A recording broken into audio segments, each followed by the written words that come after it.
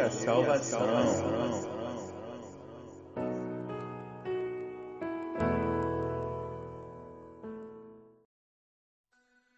Porque Deus amou ao mundo de tal maneira que deu seu Filho unigênito, para que todo aquele que nele crê não pereça, mas tenha a vida eterna.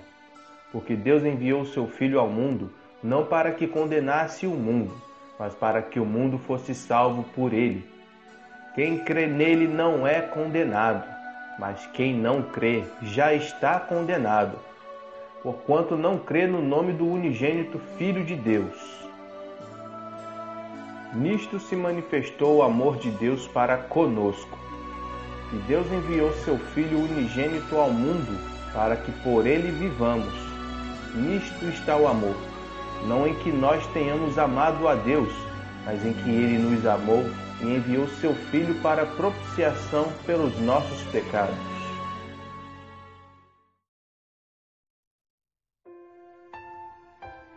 Já parou para pensar que o amor de Deus e a salvação estão intimamente ligados? Até porque o apóstolo João está escrevendo aos membros do corpo de Cristo, e foram estes que receberam a salvação através do sangue do Cordeiro de Deus. Pois o amor de Deus foi e sempre é uma ação e não apenas um sentimento. A ação de enviar a sua palavra como um ser humano, seu Filho. E o Filho de Deus veio resgatar o seu povo, que em sua maioria não o recebeu. Ele veio salvar o que havia se perdido. E o que havia se perdido? No princípio, o homem foi criado para ser a imagem de seu Criador. E quando Deus formou o homem, ele tomou o pó da terra para formar o homem e, quando formado, soprou o fôlego de vida em suas narinas, e o homem passou a ser alma vivente. E o Senhor Deus plantou um jardim no lugar chamado Éden, ao oriente, e pôs o homem neste jardim para o cultivar e guardar. Então, o Senhor Deus deu a seguinte ordem ao homem: de toda a árvore do jardim comerás livremente, mas da árvore da ciência do bem e do mal, dela não comerás, porque no dia em que dela comeres, certamente morrerás. E Deus havia plantado no meio do jardim a árvore da vida e a árvore da ciência do bem e do mal.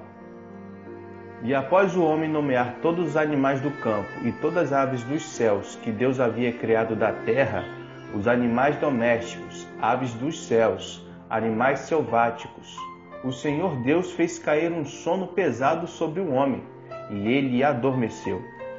Então Deus tomou uma das suas costelas e fechou o lugar da costela tomada com carne. O Criador a transformou numa mulher e a trouxe ao homem. Sei que voltamos aos primórdios da criação, mas é necessário para dar contexto a esta mensagem. Bom, continuando. Osso dos ossos e carne da carne, assim foi chamada varoa, ou mulher, porque do varão ou homem foi tomada. Ambos estavam nus, mas não sentiam vergonha. Por que será?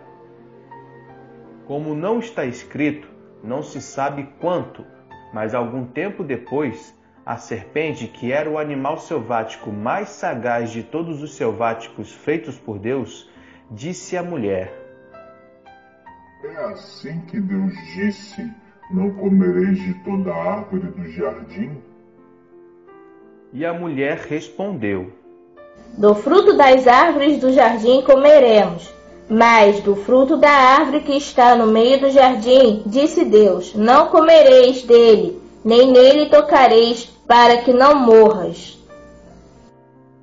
Porém, não foi esta a ordem que Deus havia dado, pelo menos não tudo isso que a mulher disse, porque Deus havia dito: de toda a árvore do jardim comerás livremente, mas da árvore da ciência do bem e do mal, dela não comerás, porque no dia que dela comeres, certamente morrerás. Claramente lemos que Deus não ordenou não tocar, porém, pela lógica, se eu não quero perder a minha cabeça, não a colocarei dentro da boca de um jacaré. Mas a lógica humana não justifica o acréscimo de palavras que a mulher fez na ordem de Deus. Então, por causa deste acréscimo, a serpente, que era Satanás, teve a brecha que quis para fazer o homem pecar contra Deus. Então, a serpente disse à mulher: certamente não morrereis, porque Deus sabe que no dia em que dele comerdes, se abrirão os vossos olhos, e sereis como Deus, sabendo o bem e o mal. Porém, este conhecimento não era bom, pois não vinha de Deus, porque se viesse, Deus não ordenaria para não comer o fruto. E vendo a mulher que a árvore era boa para se comer, e agradável aos olhos, e árvore desejável para dar entendimento, tomou do seu fruto e comeu, e deu também a seu marido, e ele comeu com ela. Então foram abertos os olhos de ambos, e conheceram que estavam nus, e coseram folhas de figueira, e fizeram para si aventais. E ouviram a voz do Senhor Deus, que passeava no jardim pela viração do dia. E escondeu-se Adão e sua mulher da presença do Senhor Deus entre as árvores do jardim. E chamou o Senhor Deus a Adão e disse-lhe: onde estás? E ele disse: ouvi a tua voz soar no jardim e temi, porque estava nu e escondi-me. E Deus disse: quem te mostrou que estavas nu? Comeste tu da árvore que te ordenei que não comesses? Então disse Adão: a mulher que me deste por companheira, ela me deu da árvore e eu comi. E disse o Senhor Deus à mulher: por que fizestes isso? E disse a mulher: a serpente me enganou e eu comi. Então o Senhor Deus disse à serpente: porquanto fizeste isso, maldita serás mais do que toda besta e mais do que todos os animais do campo. Sobre o teu ventre andarás, e pó comerás todos os dias da tua vida. E porém inimizade entre ti e a mulher, e entre a tua semente e a semente dela. Esta te ferirá a cabeça, e tu lhe ferirás o calcanhar.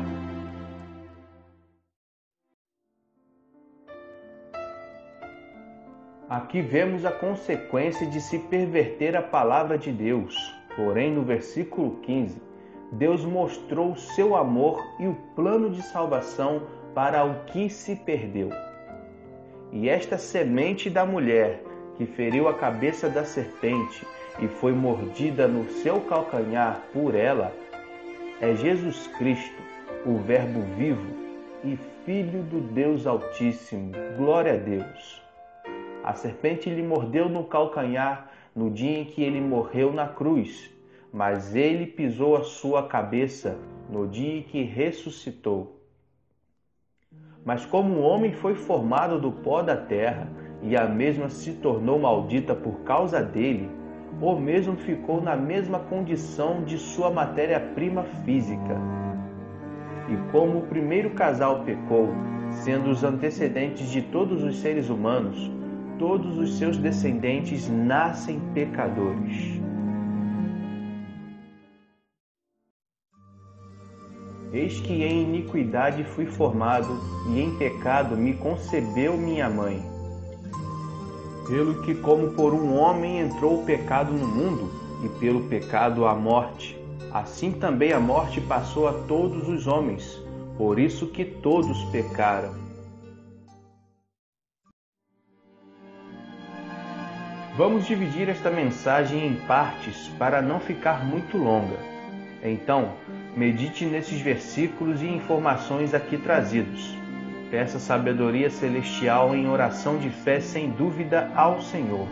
Nos vemos na próxima parte. E a vida eterna é esta, que conheçam a Ti só por único Deus verdadeiro e a Jesus Cristo a quem enviaste. Eu glorifiquei-te na terra, tendo consumado a obra que me deste a fazer. E agora, glorifica-me tu, ó Pai, junto de ti mesmo, com aquela glória que tinha contigo antes que o mundo existisse. Manifestei o teu nome aos homens que do mundo me deste. Eram teus, e tu nos deste, e guardaram a tua palavra. Agora, já tenho conhecido que tudo quanto me deste provém de ti, porque lhes dei as palavras que me deste, e eles as receberam, e têm verdadeiramente conhecido que saí de ti, e creram que me enviaste. Graça e paz.